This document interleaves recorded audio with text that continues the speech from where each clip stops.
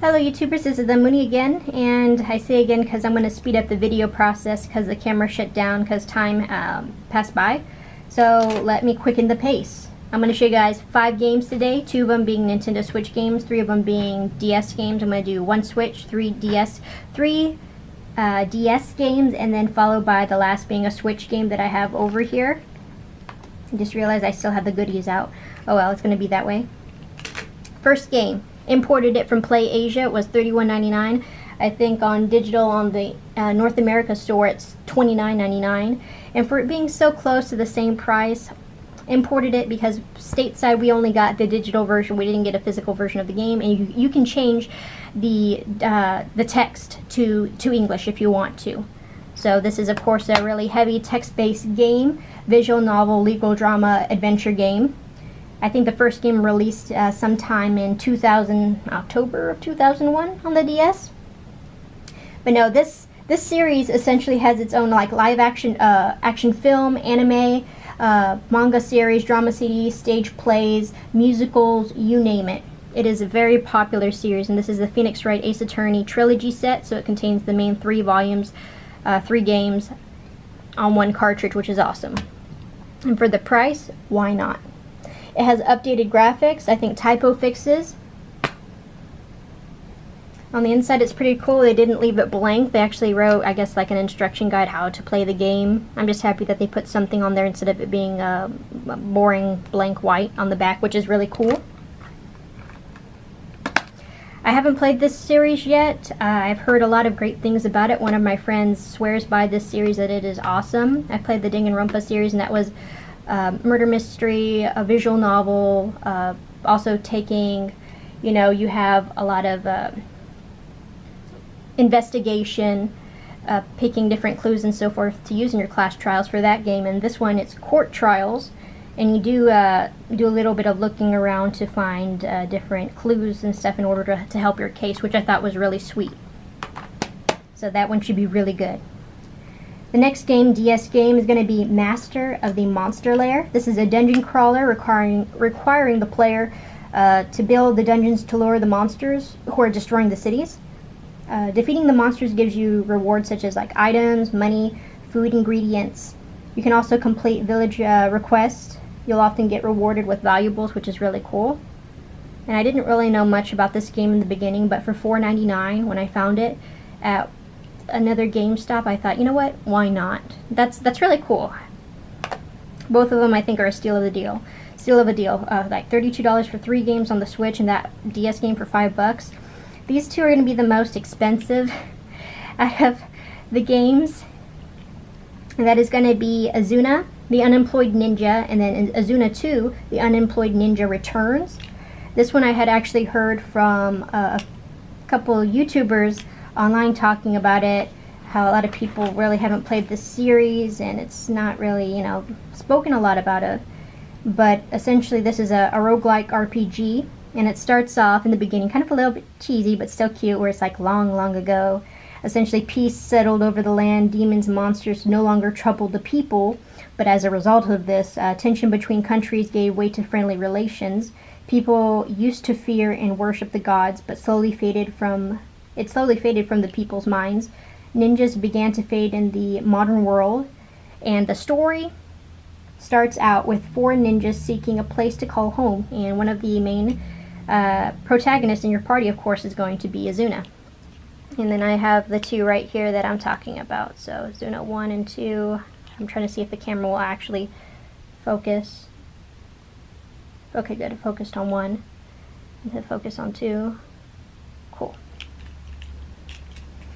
But no, I thought it would be interesting to play these. It's kind of, there was something in it that, okay, I'm going to explain. So there's this kind of strange mechanic, but I found it interesting. Because a lot of times in games, what they'll do, or developers, what they'll do when they, not developers, so some of the people that actually code the game, they'll give the non-playable characters, you know, like, I call it a rule set where it's like go from point A to B, and then they're going to essentially keep doing that over and over again in a cycle. Or they might go in a complete circle. you know, they react a certain way. But also it seems that their actions are also based on your character, Izuna. So whenever Izuna is in the field of vision on the DS screen with a non-playable character, it also affects them in a sense where if they normally go in a circle, they'll actually do that, but they'll only do that whenever you start walking. Or if you go into a run pace, then they will go into a circle in a run pace as well. But once you abruptly stop, they'll stop as well. And it's not just one or two characters that'll do that in the game. It's pretty much, it looks like all of the non-playable characters will do that as well, where their actions are also dictated a little bit by your main protagonists and how they walk, which I thought was pretty neat as well. Just a funny little thing that I noticed, because I was just like, wow, I'm trying to walk over to this person to talk to them, but they're constantly walking away from me. Or sometimes they'll like walk straight towards me whenever I'm walking away from them or to the side, and I'm kind of completely off guard a little bit by that strange mechanic. But to me it was like, oh, that's pretty cool, that's different. But yeah, I've just played a little bit of the dungeon crawler, so I don't really know much about number 2. I do know that number 2 is based off of after number 1 ends, so I think they give you a little bit of a backlog story in number 2 if you don't play number 1, just in case, so you won't be completely lost, which is really nice. But as for that, guys, I'm going to finish up with the last game that I have, and that is going to be Cave Story Plus.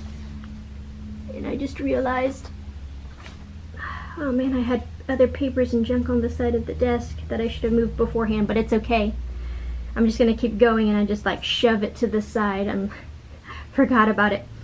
But the reason why I wanted to get Cave Story Plus for the Switch is because I know it's released multiple times on different, you know, stuff. So PC, I think on Mac, it's been on the 3DS, I think it's been on the Wii for WiiWare, and stuff like that. But to me, Cave Story Plus is the definitive edition for a physical copy of this game.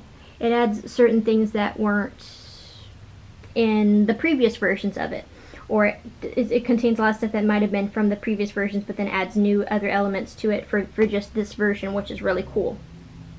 So I'm gonna show you guys that. It has 3 music options: original, remastered, or new soundtrack that you can be able to play. It can be played with original graphics or remastered graphics, which I thought was really cool. There's unlockable challenge modes, online leaderboards, contains physical extra goodies, which I'll show you guys in just a second because they're out of the box right now, because I forgot to put them back in the box when I restarted for part 2. And 3 difficulties: easy, normal, and hard. And I think they're physically indicated by the protagonist, like the color of his outfit changes based on what difficulty setting you have for the game. There is several new game modes, such as the curly story, the machine gun challenge, sanctuary time, or I think sanctuary, I think that's how time attack, boss attack, wind fortress, and the nemesis challenge. And I think the Switch has an exclusive challenge in the form of a sand pit, which is, I was like, oh, okay, that's cool, that's neat. But yeah, for those of you who probably have already played this game before in some form or another, and if not, it's a Metroidvania platform adventure game. So I thought I'd give it a try, because I think this is my first game that's actually by Nicholas Games. And I think I wanted to get from the same, I don't know if they're publisher, developer, both. I think they're probably both a publisher and developer. But I think Remulor was another game that I was interested in getting sometime in the future that's also by Nicholas as well. But without further ado, I'm going to show you guys the goodies. And one of them being, of course, look, it's an actual instruction booklet. I don't know what percentage the Nintendo Switch games have in them that actually contain an instruction booklet, but it's pretty low. To me, this was awesome, because I got this from GameStop, and the essentially the new version was like around $18. The pre-owned copy was around $17 for $1 more if I could find a new copy of it in some form. I was going to try to do that instead. because it came with that instruction booklet. It came with a mini soundtrack CD, which is great. And I think this is a GameStop exclusive where it came with a red pouch with a keychain inside. It's kind of like a randomized keychain, because I think you can get some other ones with different characters, but it's in a translucent black bag so I can tell which character I have, and it looks like the one that I have character-wise is actually her. I think I have her in the bag because it's the same red outfit, same red top and pants with the white belt and yellow buckle and same colored hair. So yeah, that's her. And like I said, I haven't played this game before, so I just got it for the fact that I've heard about it, that it's a great game. And to have all those other extra goodies, whether it's in the game and also physical goodies for $1 difference. I think when it came out it was $30, so I got it for 18 bucks. Steal of a deal. So yeah. Put this all together, and these are the 5 games that I've gotten recently. So I wanted to hear your guys' opinion. What do you guys think? Have any of you guys actually collected or gotten any you know, imported games before, whether you actually went to Japan or you import online a few games? And if so, is it like a particular genre that you only import for? Like if you only import for like shooters, visual novel, rhythm games, JRPGs and so forth, or nah, just straight up you only buy stuff that's in your territory, whether it's UK or for North America. I'm kind of interested to hear the responses on that approach, because for me, I started importing when I got hooked with Project Diva, and ever since then I never went back. But more so within the last, I would probably say 2 to 3 years, I've been importing more than what I have been in the past, and yeah, I mean, I'm enjoying it. I really like it. The next video that I'm going to upload is me talking about games that I'm going to either be pre-ordering for June, and games that I'm going to maybe get July, August, whatever in the future that are on my radar that I've been thinking about getting and so forth. So I can't wait for that video.